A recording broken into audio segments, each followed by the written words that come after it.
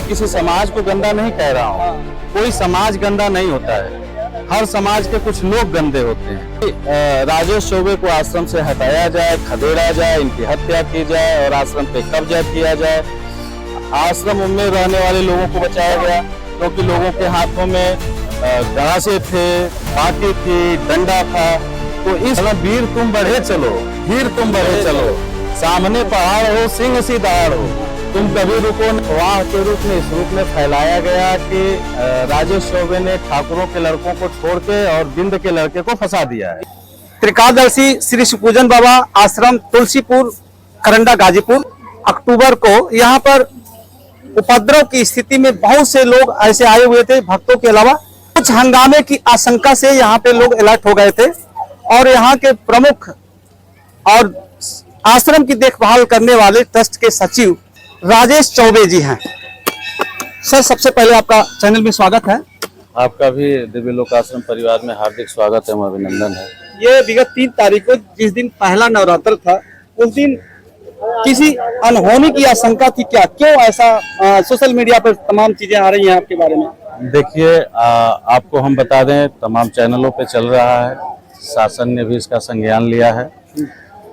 3 तारीख को जो घटना हुई है उससे पिछले रविवार को यहाँ एक चोरी पकड़ी गई थी। उस चोरी के दौरान पूछताछ पुलिस के दीनापुर के 2 युवक मिले थे, जिसमें उन्होंने आश्रम के एक इंदल को बताया कि वो भी इस चोरी में शामिल है। प्रशासन ने अपना काम किया और जब हमने कोई मुकदमा नहीं किया, गांव के लोगों के कहने पे हमने सबको छोड़ दिया। एक समझौता पत्र लिखा गया। बाद में इसको अफवाह के रूप में इस रूप में फैलाया गया कि राजेश चौबे ने ठाकुरों के लड़कों को छोड़ के और बिंद के लड़के को फंसा दिया है। और पुलिस से स्वयं भी बहुत मारा है और पुलिस से भी पिटवाया है। ऐसा कुछ इन्होंने जो भी भ्रम की स्थिति फैलाई। अच्छा, चोरी का रीजन क्या था? चोरी किस चीज की हुई थी? इनोवा गाड़ी से पिछले 12-14 महीने से धीरे धीरे चोरी शुरू हुई थी, जो हम लोगों की जानकारी में आ गई थी। और 2 बार गाड़ी से बोरा ही गायब हो गया था पूरा, मतलब जो प्रभु का जो इसमें वो पैसा रखते हैं। मैं किसी समाज को गंदा नहीं कह रहा हूँ, कोई समाज गंदा नहीं होता है, हर समाज के कुछ लोग गंदे होते हैं। बिंद समाज को गंदा करने के लिए कुछ लोगों ने सोची समझी रणनीति के तहत बिंद समाज के कुछ लोगों को उकसाया और इसे बलवे का रूप दिया, हिंसा का रूप दिया, महिलाओं को उग्र किया, बच्चों को उग्र किया कि राजेश चौबे को आश्रम से हटाया जाए, खदेड़ा जाए, इनकी हत्या की जाए और आश्रम पे कब्जा किया जाए। आश्रम को लूटपाट की स्थिति फैलाई गई और यह बेहद चिंता का विषय है। और यहाँ पे तमाम थानों की फोर्सेज आई और किसी तरह से मेरी हत्या को बचाया गया, मेरे साथ रहने वाले लोगों को बचाया गया, आश्रम में रहने वाले लोगों को बचाया गया, क्योंकि लोगों के हाथों में गरासे थे, बाकी थी, डंडा था।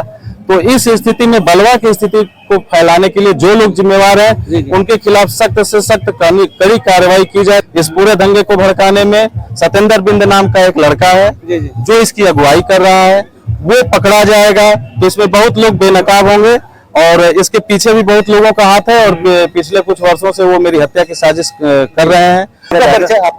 हम रिटायर्ड पुलिस इंस्पेक्टर है, बरसरा के रहने वाले लक्ष्मण सिंह यादव नाम हमारा है। इनके सराहनीय योगदान तो कोई भुला नहीं सकता है। यहाँ कुछ नहीं था, जंगल झाड़ था, लेकिन बाबा के आशीर्वाद से, बाबा के चमत्कार से इतने लोग दिखाई दे रहे हैं। तो क्या कुछ नहीं, ये तो मतलब ये जो अफवाह फैलाई गई थी गलत था, टोटल निराधार है, गलत है। अच्छा। अगर शासन नहीं होता तो क्या हो सकता था? बलवा हो सकता था, उन लोगों के हाथ में हथियार था। हाँ। अच्छा। खुरपी, बाकी गवासा लाठी नहीं था, खुरपी, बाकी और हथिया, ये सब लिए हुए। उनका मकसद इस आश्रम को बर्बाद करना है, चौबे की हत्या करना है। चौबे रास्ते से हट जाएंगे तो उनको लगता है कि आश्रम उनको मिल जाएगा, लेकिन ये एक अपनी ट्रस्ट की व्यवस्था है। चौबे मर भी जाएंगे तो कोई दूसरा सचिव आएगा। प्रभु ने ना 1-1.5 महीना पहले हम लोग 10 लोग थे, तो उन्होंने एक चीज कही।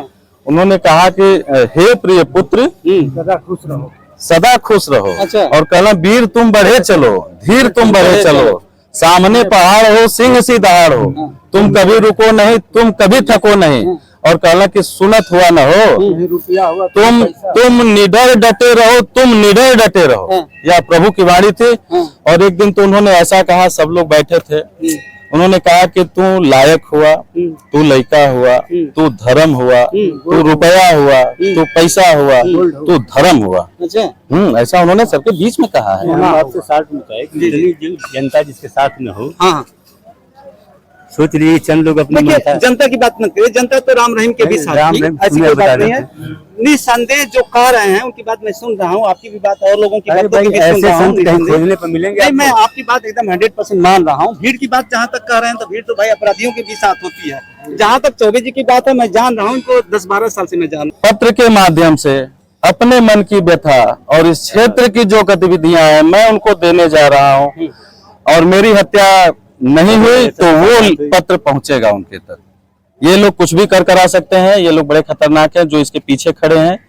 लेकिन जिसके साथ भगवान, जिसको प्रभु आप कह रहे हैं, जिनके साथ वो हो, तो आपको भी अरे क्या डर है आपको? उसमें कोई संदेह मत समझिए।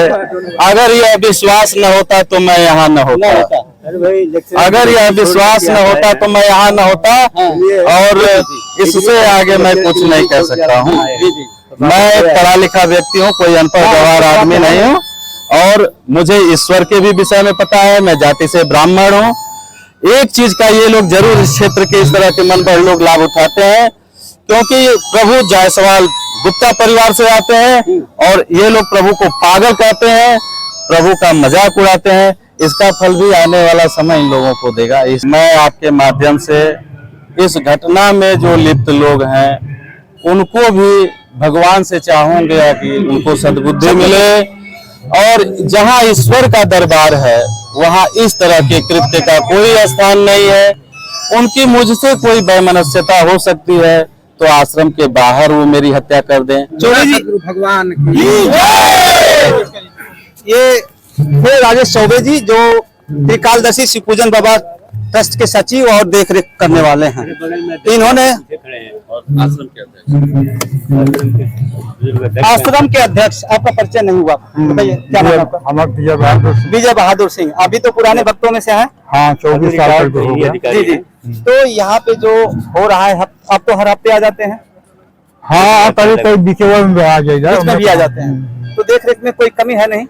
नव निर्माण का कार्य चल रहा है यहाँ पे। हाँ, और ना कि हम आप जान लीजिए, हमने एक शब्द आपसे कहा था ना कि जो आदमी कर्ज लेके आश्रम को चलाया हो, हाँ। अगर ये नहीं होता तो यह आपको दिखाई नहीं देता यहाँ। हाँ इनके अलावा यहाँ एक थानाध्यक्ष सुभाष चंद्र सोनकर थे, जी जी उनकी नींव डाली हुई है। उनको उनकी देख रेख में सब लोग चले हैं। जी। हम लोग भी देखते हैं नव निर्माण का जो भी कार्य हुआ है इन्हीं के हाथों से हुआ है। यही दोनों लोग। और यहाँ पे जो ये देख रहे हैं धर्मशाला, उस समय हम लोग को खूब अच्छी तरह से याद है।